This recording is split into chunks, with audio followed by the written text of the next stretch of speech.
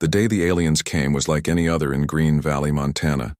The sky was clear blue until strange dark ships blocked the sun.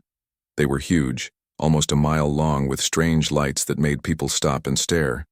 No one in the small town had ever seen anything like it. Olivia Martinez was teaching her 4th grade class when the school principal rushed in. His face was white with fear. "Everyone to the gym now," he said, his voice shaking. Olivia led her 22 students down the hall, trying to keep them calm.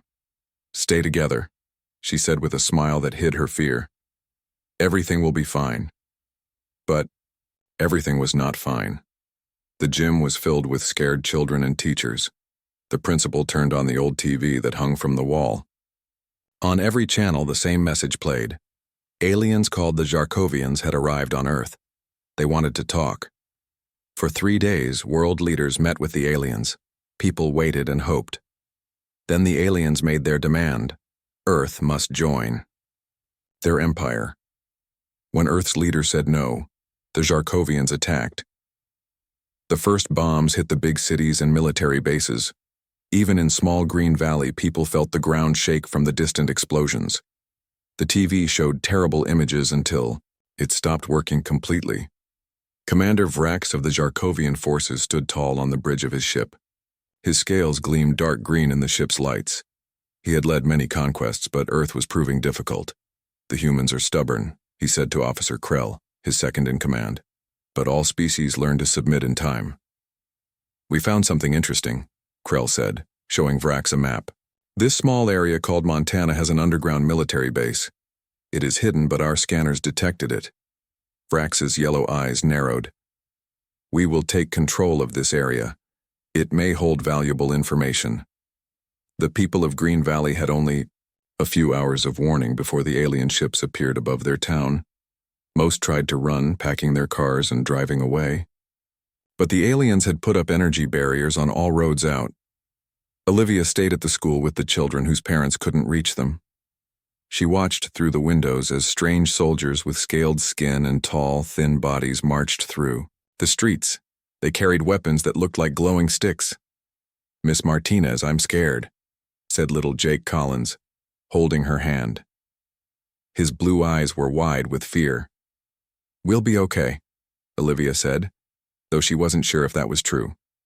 The door to the school burst open. 5 alien soldiers entered, led by a taller one with red markings on his armor. "All humans must come with us," the leader said in perfect English, though his mouth moved strangely with the words. Olivia stood in front of her students. "These are children. They're scared. Please don't hurt them." The alien looked at her with cold yellow eyes. "No harm will come to cooperating subjects. The young will be educated, the adults will work. This is the way of the Empire." They were taken to the town square where hundreds of Green Valley residents were already gathered. The aliens separated them into groups. Children were put in one area, adults in another. "No!" Olivia shouted as Jake was pulled from her side. "You can't separate families." An alien soldier pushed her back. "This is standard procedure for new subjects," he said without emotion. Commander Vrax arrived to oversee the operation. He walked among the humans, studying them with curious eyes. When he reached the children's group, he paused. "Why do the small ones cry?" he asked a soldier. "They are being separated from the larger ones," the soldier answered. Vrax nodded. "They will adapt. All species young are adaptable. Take the adults to the work camp. The young ones will go to the education center." Olivia watched helplessly as buses took the children away. Jake looked back at her through the window, tears on his face. "I will find you," she whispered, though he couldn't hear her. "I promise." Vrax watched the humans with interest.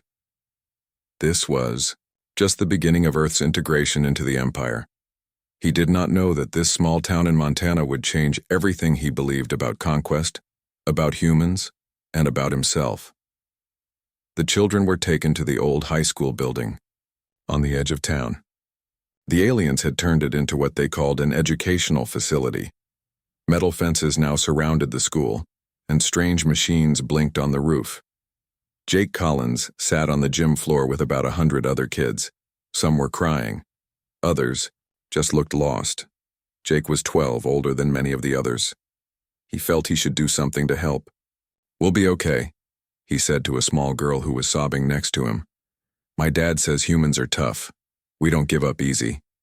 The girl looked up at him. "I want my mom." "I know," Jake said. "I want mine too." The doors opened, and several aliens walked in. Their leader was taller than the rest, with darker green scales and yellow eyes that seemed to see everything. "I am Commander Vrax," the alien said. His voice was deep and had a strange click in it. "This facility is now your home. You will learn our ways. You will become good subjects of the Zarkovian Empire." A girl about Jake's age stood up. "Where are our parents?" she asked. Commander Vrax looked at her with interest. "You are Samantha Pierce, correct? Your file says you are 11 years old." Sam looked surprised that he knew her name. "Yes." "Where's my dad?" "The adult humans are being put to work. It is more efficient this way. Young ones learn better when separated from old ones. This is how we do things." "That's stupid," said another boy who Jake knew as Peter Washington. "We need our families." The alien next to Commander Vrax stepped forward. "You will show respect," he snapped. This one had red marks on his armor and mean-looking eyes. "It's..." "All right, Officer Krell," Vrax said. "They don't understand our ways yet." He turned to the children. "You will be assigned sleeping areas. You will be fed. You will learn. That is all you need to know." After the aliens left, Jake moved around the gym, talking to the other kids. He met Sam Pierce, Peter Washington, and Lily Rodriguez. They were all from different classes at the elementary school, but now they had something in common. They were all stuck here. "We need to find out what's going on," Jake said. "And how to get out," Sam added. "And where they took our parents," Lily said quietly. Meanwhile, Olivia Martinez was in a large warehouse with the other adults. They had been told they would work in fields and factories. The aliens needed human labor while they set up their machines. "We have to do something," Olivia said to the man next to her. He nodded. "Name's Frank Daniels. I was Army Rangers before I moved here." Frank was tall with short gray hair and strong arms. "I'm watching their patterns. They're organized, but not as smart as they think." "I need to find my students," Olivia said. "The children must be so scared." "My kids are there too," Frank said. "Don't worry, we'll find them." At the school, Commander Vrax was in what used to be the principal's office. He watched screens showing the children in different rooms. "Fascinating," he said. "They form groups so quickly. Our young would never do this." Officer Krell looked annoyed. "They are being disobedient. The girl Samantha and the boy Jake are organizing the others. They should be punished." "No," Vrax said. "I want to see what they do. Humans are different from other species we have conquered. Their young are unusual." "They are dangerous," Krell insisted. "The Empire says all conquered species must follow the same rules." Vrax waved his hand. "I am in charge here. We will do things my way." That night, Jake couldn't sleep. He was on a mat in a classroom with 15 other boys. He thought about his parents and wondered if they were okay. Then he heard a soft tapping on the window. He got up quietly and looked out. In the moonlight, he saw Lily standing outside waving at him. "How did you get out?" he whispered when he cracked the window open. "The aliens don't watch the bathroom windows," she said. "They don't understand girls need privacy. I found out where they're keeping all the grown-ups. There's a camp about 2 miles from here." Jake's heart beat faster. "We need to tell the others. Maybe we can find a way to talk to them." "The aliens have these devices they talk with," Lily said. "If we could get one," Jake nodded. "Tomorrow we start planning. The aliens think we're just kids who will do what we're told. They're going to learn they're wrong." What Jake didn't know was that Commander Vrax was watching this exchange on his screens, his yellow eyes wide with surprise and growing interest. Commander Vrax sat in his private room, watching videos of the human children. For 5 days now he had been studying them. They were nothing like young Zarkovians. On his home planet, the young stayed quiet and followed orders without question. Human children were different. "They make no sense," he said to himself. They cry, then laugh minutes later. They fight, then help each other. They break rules but follow rules they make themselves. He watched as Jake and his friends shared food with smaller children. He saw them comfort those who were sad. He saw them tell stories at night to help others fall asleep. "Commander, officer," Krell said, entering the room. "You have been watching them for hours. The High Command wants a report." Vrax clicked his sharp teeth together, a sign of irritation. "Tell them the facility is secure. The humans are adapting." "Are they?" Krell asked. "I have seen them whispering. The boy Jake and the girl Samantha are planning something." "Let them plan," Vrax said. "I want to see what they do." In the cafeteria, Jake, Sam, Peter, and Lily sat at a table in the corner. They spoke quietly while eating the strange food the aliens gave them. "I found parts in the old science room," Peter said. "I think I can make a radio." "But who would we call?" Jake asked. "The aliens control everything." "Not everything," Sam said. "My dad worked at the military base. He said there's an emergency system that works even if regular communications are down." Lily looked around nervously. "We need to be careful. The red-marked alien, Krell, watches us all the time." "But the commander seems different," Jake said. "Have you noticed?" He asked questions. He seems curious. At the work camp, Olivia and Frank had become leaders among the adults. They worked in the fields during the day, planting crops the aliens needed. At night, they planned. "The fence has a weak spot near the north corner," Frank said to a small group. "The guards change at midnight. There's a 10-second gap." "But we can't all escape," a woman said. "They would catch us." "We don't all go," Olivia explained. "Just Frank. He can reach the old radio tower on Bell Mountain.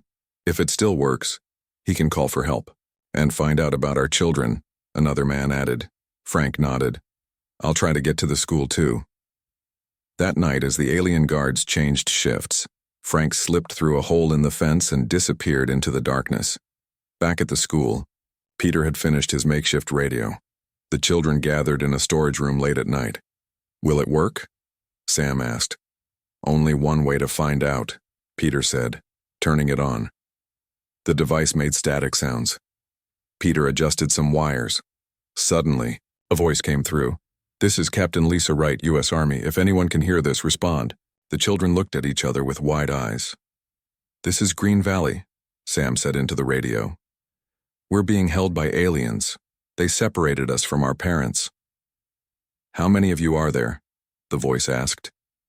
"About 100 kids," Jake said, "and there are adults in a work camp nearby." "Stay strong," Captain Wright said. "We have resistance groups forming. We'll find you." The door crashed open. Officer Krell stood there with 2 guards. His yellow eyes were angry. "What is this?" he yelled, grabbing the radio. He smashed it on the floor. "Who spoke to outsiders?" The children were silent. "Take them to Commander Vrax," Krell ordered. The guards led Jake, Sam, Peter, and Lily to the office. Commander Vrax was waiting, his tall body making him look scary in the dim light. "Leave us," he said to the guards. When they were gone, he looked at the children. "You made a communication device. Are you going to punish us?" Jake asked, standing tall. Vrax tilted his head. "Why did you do this? You knew it was against rules." "Because we have the right to know what's happening," Sam said. "We have the right to talk to our people." "Rights?" Vrax repeated the word like it was new to him. "Conquered peoples do not have rights. Humans do," Lily said quietly. "Even small humans." Vrax was silent for a long moment. Then he did something that surprised them. He sat down on the floor, making himself level with the children. "Tell me about these rights," he said. "I wish to understand." 2 weeks passed. Life in the facility had a routine now, but it wasn't peaceful. Officer Krell had become harsher after the radio incident. He made the children work harder in their classes. He gave them less food. He watched them all the time with cold, angry eyes. One morning, a small boy named Andy didn't get up for breakfast. He lay on his mat, his face red with fever. "He's really sick," Jake told the guard. "He needs medicine." The guard called Officer Krell, who looked at the boy without concern. Weak ones get sick. It is natural. He needs help, Sam shouted. Get him a doctor. Krell slapped her across the face. You do not tell me what to do, small human. The other children gasped. Then something amazing happened. Every child in the room stood up. They formed a circle around Sam and Andy. They didn't say anything. They just stood there staring at Krell. Get back to your places, Krell ordered. The children didn't move. Commander Vrax entered the room. What is happening here? The children are being difficult, Krell said. One is sick, the rest are being defiant. Vrax looked at the children, at their determined faces. I will handle this. You are dismissed, officer. After Krell left, Vrax approached the children. They didn't back away, but their circle opened to let him see Andy. This one needs medical help, Vrax said. Yes, Jake replied, and we won't eat or drink until he gets it. Vrax's eyes widened. You would harm yourselves for one sick child? That's what humans do, Lily said. We stand together. Vrax was quiet for a moment. Then he tapped his wrist device. Bring the human doctor from the work camp. One of the young ones is ill. Later that day, Dr. Alan Nguyen arrived at the facility. He was thin and tired from working in the camp, but his eyes lit up when he saw the children. Andy has pneumonia, he told Commander Vrax after examining the boy. He needs antibiotics and rest. Will he die without this treatment? Vrax asked. Doctor, Nguyen looked straight at the alien commander. Yes. Is that what you want? To let a child die? Vrax seemed troubled by this question. Treat him, he ordered. That night, Vrax couldn't sleep. He watched recordings of what had happened. The children, standing together, the doctor's question. He also watched older videos, ones from Earth's television and internet that the Zarkovian ships had collected. He saw humans running into burning buildings to save children. He saw adults giving food to children when there wasn't enough. He saw humans from different families protecting children who weren't their own. None of this made sense to him. On his planet, only the strongest survived. Young ones were just future workers. No one would risk themselves for a weak child. The next morning, Vrax requested something unusual. He asked to speak with one of the adult humans about child development. The guards brought Olivia Martinez to his office. Sit, he said, pointing to a chair. Olivia sat down but kept her back straight. Are the children okay? She asked right away. Why do you care about all of them? Only some were in your teaching group. They're all children, Olivia said. Like this explained everything. What is special about human children? Vrax asked. Why? Do you protect them even when they are weak or sick? Olivia looked surprised by the question. Because they're innocent. Because they deserve a chance to grow up safe and loved. Because protecting children is what makes us human. Even at risk. To yourselves? Especially then, Olivia said firmly. That afternoon, Frank Daniels made it to Bell Mountain. He found the old radio tower still standing. After hours of work, he got it running. He sent a message to Captain Wright. Green Valley, Montana. About 300 adults in work camp. 100 children in school facility. Heavy alien presence. Need help? The response came quickly. Hold on. Resistance forces gathering. 2 weeks. Be ready. Frank smiled grimly. In 2 weeks, they would fight back. Now he just needed to get word to the others in the camp. And somehow, to the children. What Frank didn't know was that Vrax had started having strange dreams. Dreams, where he saw children of his own kind being treated like the humans treated theirs, with care and love instead of cold efficiency. He woke from these dreams feeling something new. Doubt. Andy was getting better. Dr. Nguyen visited every day to check on him. Commander Vrax allowed this, even though Officer Krell said it was against rules. The doctor should stay in the work camp, Krell complained.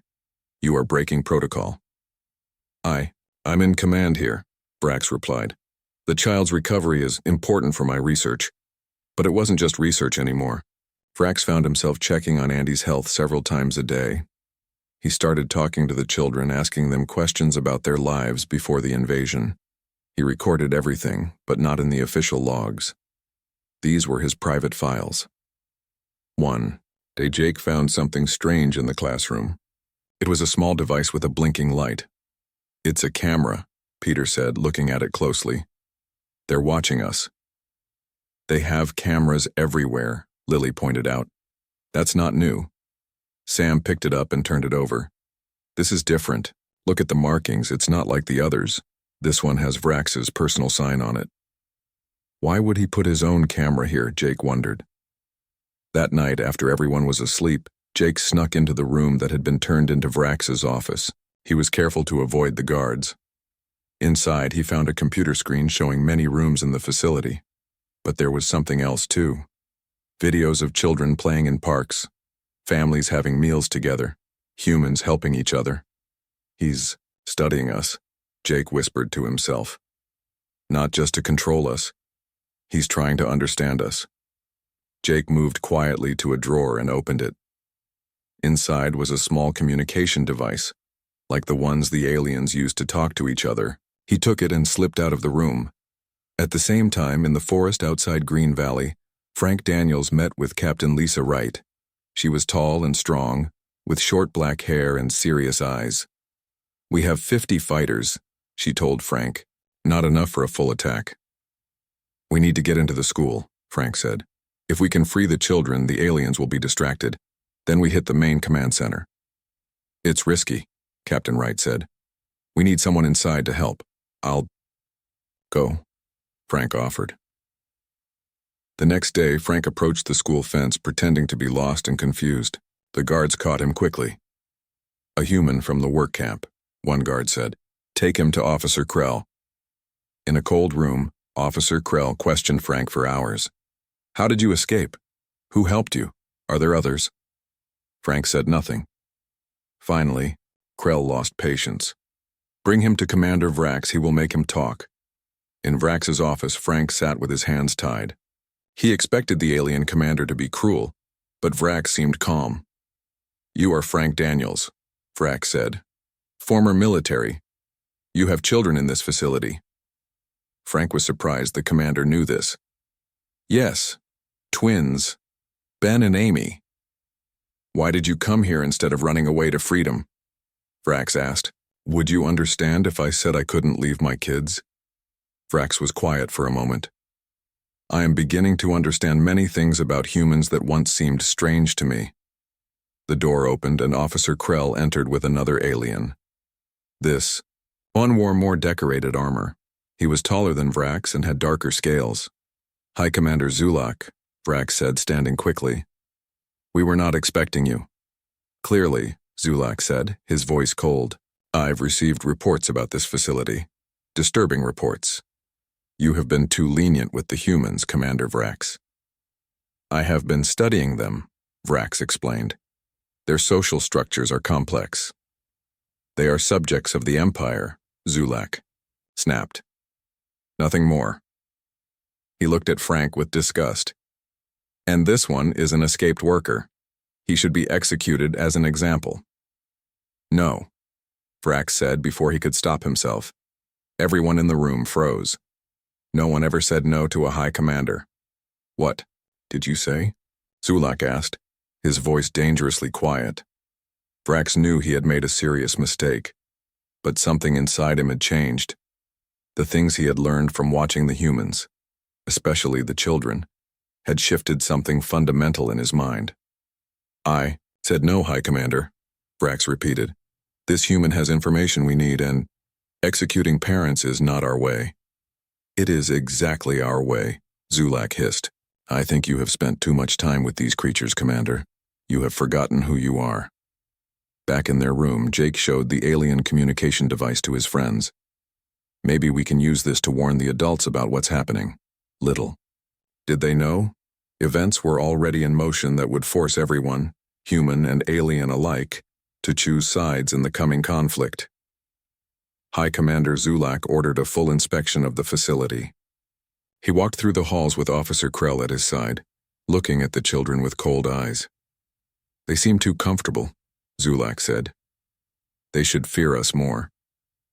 "I have said the same to Commander Vrax," Krell agreed. "He has become soft with them. Zulak stopped in front of a classroom where children were learning the Jarkovian language. Why are they learning our language? They are workers, not citizens. Commander Vrax's orders, Krell said. Zulak's face showed disgust. This ends now. Prepare all children for processing. I want them sorted for labor assignments immediately. Yes, High Commander, Krell said with a quick bow. In another part of the facility, Vrax sat with Frank Daniels in a private room. You said you understand about not leaving your children, Vrax said. Explain this to me. Frank looked at the alien commander with surprise. It's simple. They're my kids. I would die for them. But why? Vrax asked. In our society, young ones belong to the state. Parents create them but don't raise them. That sounds... Frank stopped himself from saying something rude. Different. Humans form deep bonds with their children.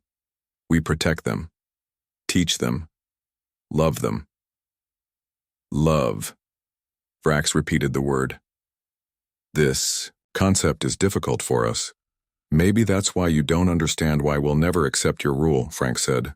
Humans will fight to the death to protect their children. You've awakened something dangerous by separating families. Vrax was quiet for a long moment. I am beginning to see that. Just then, Vrax's communication device buzzed. He listened to a message, and his face changed. What's wrong? Frank asked. High Commander Zulak has ordered all children to be processed for labor assignments. This means they will be evaluated for physical abilities and sent to work camps across your planet. Families will be permanently separated. Frank's face went pale. You can't let that happen. Vrax seemed torn. It is the way of the Empire. Your people have no heart at all? Frank asked angrily.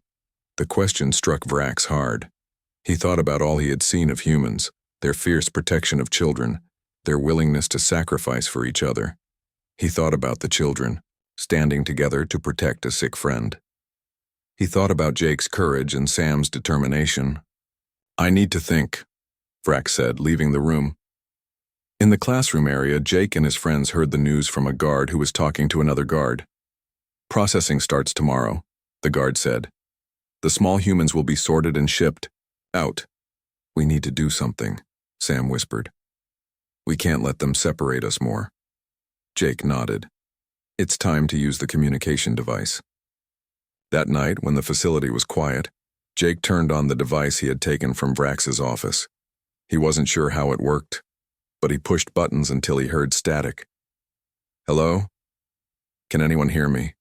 He said quietly. To his surprise, a voice answered. This is Captain Wright. Who is this? My name is Jake Collins.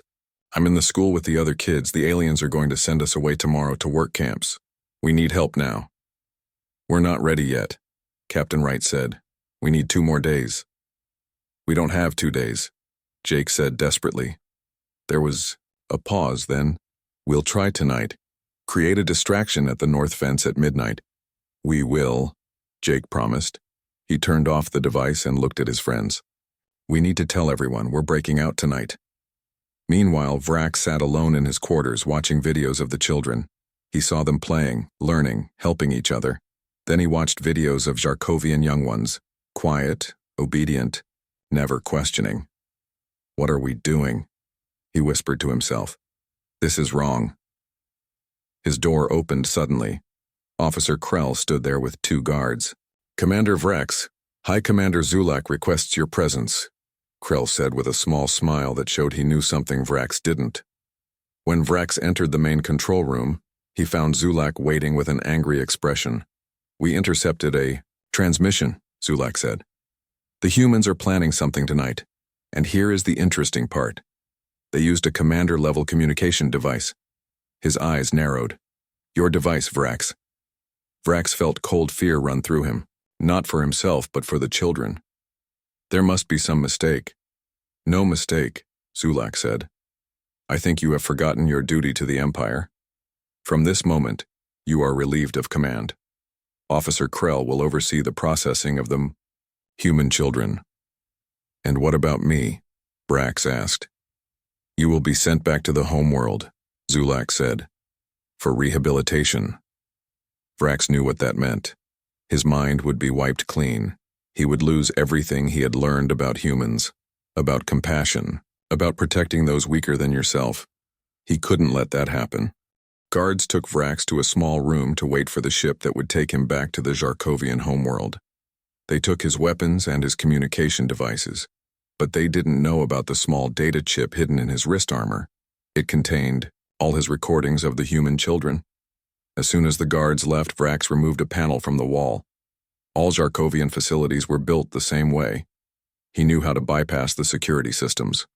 I must be insane, he muttered to himself, helping humans against my own kind. But he knew he wasn't insane. For the first time, he was seeing clearly. What his people were doing was wrong. Taking planets, separating families, treating other beings like tools instead of people, it was all wrong.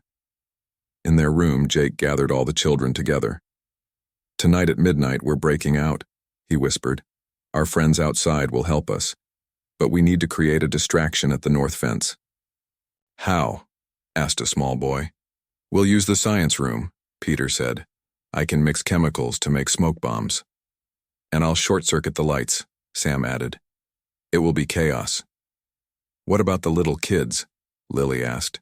They can't run fast. The older ones will carry them, Jake said. No one gets left behind. They all nodded. It was the human way. In the work camp, Olivia couldn't sleep. She had a feeling something was about to happen. Frank had been gone for days. The guards seemed tense. Then she heard a soft tapping at her window. Who's there? She whispered. A friend, came the reply. The voice wasn't human. It had that strange clicking sound. Olivia crept to the window and was shocked to see Commander Vrax crouching outside. What do you want? She asked. To help, Vrax said. The children are in danger. High Commander Zulak plans to separate them permanently, send them to different work camps. Why are you telling me this? Because I have learned something from watching your people, Vrax said. I have learned that there are things worth fighting for, worth dying for. You're betraying your own people, Olivia said in disbelief. I am choosing what is right, Vrax replied. There is a resistance planning to attack tonight. I can help from inside, but I need you to organize the adults here. Olivia didn't fully trust him, but she nodded. What do we do? At the facility, Officer Krell was now in command. He ordered guards to every exit. No one sleeps tonight, he told them. The humans are planning something. High Commander Zulak supervised the preparation of transport ships. We move the children at dawn, he ordered. Any resistance will be met with force. Neither of them noticed the shadow moving through the air ducts. Vrax had memorized the building layout.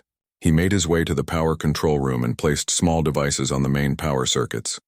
These would cause the backup generators to fail when the main power went out. At exactly midnight, several things happened at once. In the science room, Peter's smoke bombs went off, filling the north hallways with thick smoke. In the electrical room, Sam used the knowledge he had gained from watching the aliens to short-circuit the main power. The whole facility went dark, and at the north fence, Captain Wright's team cut through the metal, creating an opening large enough for people to run through. In the darkness, Jake led the children through the halls. Stay together, he whispered. Hold hands so no one gets lost. Guards ran everywhere, confused by the dark and the smoke. Officer Krell shouted orders, but no one could see to follow them. The backup power should be on by now, Krell yelled into his communication device. It's not working, came the reply. Something's wrong with the system. What they didn't know was that Vrax had sabotaged it.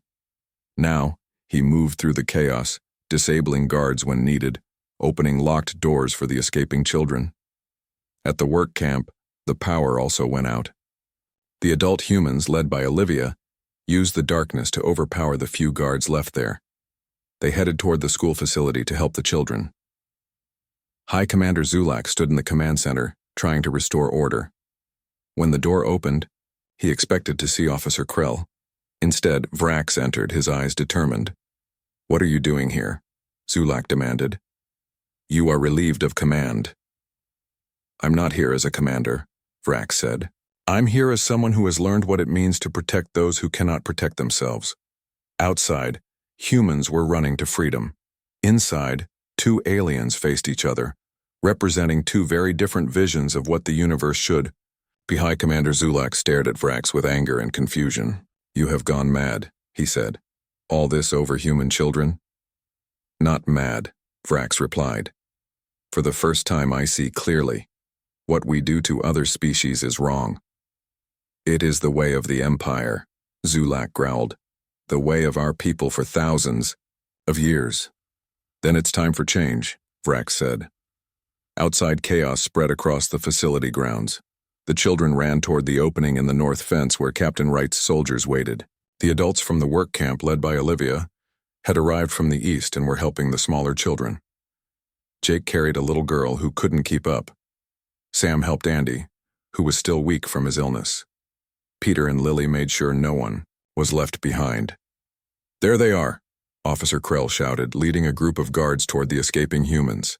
Stop them! Keep going, Frank yelled, appearing with a group of resistance fighters. They formed a line between the children and the aliens ready to fight. In the command center, Zulak reached for his weapon. You have betrayed your people, Vrax. The penalty is death. Vrax moved quickly, hitting a button on the control panel. Suddenly, all the screens in the room came to life. They showed images of human children, playing, learning, helping each other. They showed parents protecting their children. They showed footage of what the Zarkovians had done on Earth. Look at what we're doing, Vrax said. Really look. This means nothing, Zulak said, but his eyes kept moving to the screens. We've been taught that other species are less than us, Vrax continued, but they're not. Humans have something we've lost. They care for each other. They protect the weak instead of killing them. Weakness is failure, Zulak said, but his voice wasn't as strong. No, caring only for yourself is failure, Vrax replied. The true strength of humans is how they love their children, how they fight for them, how they teach them to be better than they are. Outside, the battle continued. The aliens had better weapons, but the humans had something stronger. They were fighting for their children. Run! Frank shouted to Jake, as aliens surrounded them. Get the kids to safety. Jake hesitated, but what about you? That's an order, son, Frank said, firing at the approaching aliens. Suddenly, a loud sound echoed across the night. All the aliens stopped moving. Their communication devices were receiving a signal. It was Vrax's voice. All Zarkovian forces, stand down, he said. Look at what we're doing. We are taking children from their families. We are hurting those who cannot defend themselves. This is not honor. This is not strength. The aliens looked confused. Some lowered their weapons. Others didn't. He is a traitor, Krell shouted. Do not listen. But the screens around the facility had come alive, showing the same images Vrax had shown Zulak. Images of human kindness, of protection, of love for children. Some of the aliens looked at the children they had been chasing. They saw the fear in their eyes, but also the determination. They saw the adults standing in front of the children, ready to die for them. Is this what we've become? One alien soldier asked, lowering his weapon. Back in the command center, Zulak stared at the screens. You're asking us to change thousands of years of tradition. I'm asking us to be better, Vrax said, starting here, starting now. The fighting stopped. In the silence that followed, humans and aliens looked at each other, really seeing each other for the first time. 6 months later, Green Valley was a different place. The fences were gone. The school was a school again. And in the playground, something amazing happened every day. Alien and human children played together, learning from each other. Vrax stood watching them, still amazed by how much had changed. The Zarkovian Empire was in turmoil. Many commanders had followed his example, questioning the old ways. Some wanted him dead for treason. Others called him a hero. Jake approached him with a smile. My dad says you're still crazy, but the good kind of crazy. Vrax laughed. Perhaps he's right. I did lose my mind in a way. I lost the mind that couldn't see the truth. And what's the truth? Jake asked. That children, all children, deserve protection. And that sometimes to do what's right, you have to be willing to change everything.